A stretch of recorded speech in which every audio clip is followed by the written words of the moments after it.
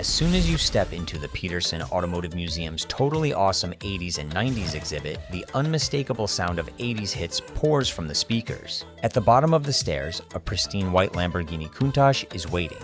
Its scissor doors are lifted high. You can walk right up and look inside at the interior that defined a generation of dream cars. The Countach is a true 80s icon, the ultimate poster car and a symbol of what a supercar really is. Just a few steps away sits a Lotus Esprit. For me, this one's personal. I had a framed picture of a red Esprit on my wall as a kid, right next to a bright yellow Ferrari Testarossa. Those posters were some of the first sparks that got me hooked on cars. Seeing a Lotus Esprit here brings all of that back. Earlier in the exhibit, we saw the Aerovette from the 60s and 70s, Chevrolet's first real flirtation with a mid-engine Corvette. Down here, the story picks up again with the Corvette Indy from the 80s. Sleek, futuristic, and way ahead of its time. It never made it to production, but it proves how Chevrolet kept circling back to the mid-engine dream. Next up is the 1997 Dodge Copperhead, a car I'd never even heard of until now. That surprised me because I've always loved the Viper. The connection is clear the moment you see it. Before I even knew its name, I pointed out to Francis that it had Viper-like hood vents, and sure enough, Dodge had planned it as a more affordable little brother. Same snake theme, same aggressive styling, a price of about $30,000. Sadly, it never reached production, but after seeing it here, I kind of wish it had. It feels like a Viper from an alternate reality. Now, let's talk about a true rarity, the 1988 Chisetta V16T. This is pure 80s supercar excess. It's finished in bright white with a design that borrows from the era's most famous cars. The silhouette looks like a Lamborghini Diablo. The side intakes recall the Ferrari Testarossa. Inside, it's trimmed in a striking red interior. And one of its quirks is the headlights. Not 2, but 4 pop-ups across the front. Just pure 80s flair. Under the hood is a 6.0-liter V16 making about 540 horsepower. Only about a dozen were ever built. Bold, unique, unforgettable.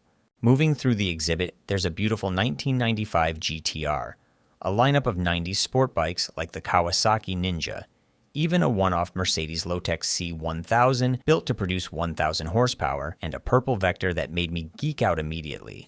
What is this one? Oh, it's a Vector. What? I've never seen it in this color before. Last time I think they had a white Vector, I want to say.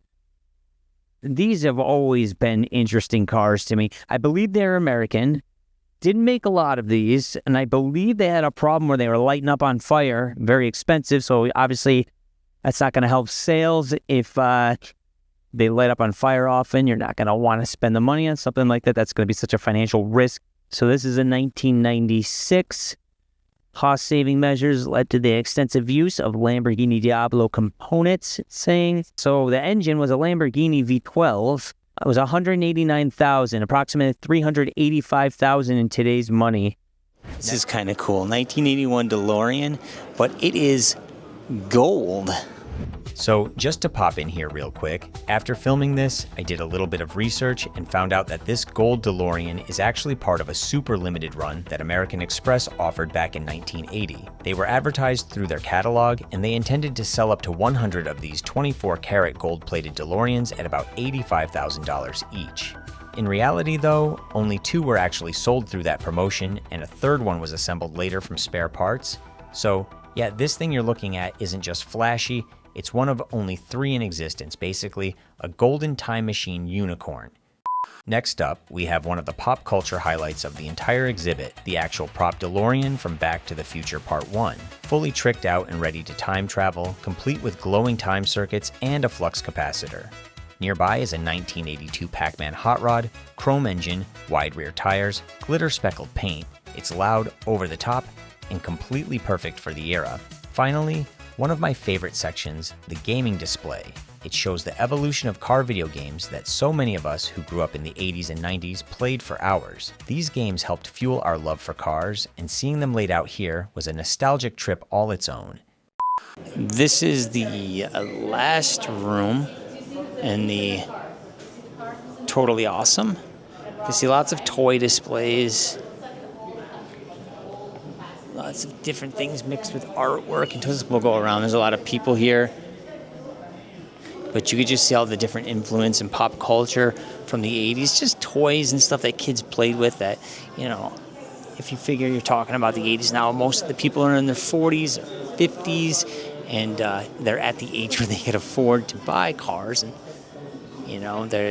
they're realizing some of those cars they wanted that they dreamed about when they were kids, and yeah, it's like a roots thing for sure for someone my age.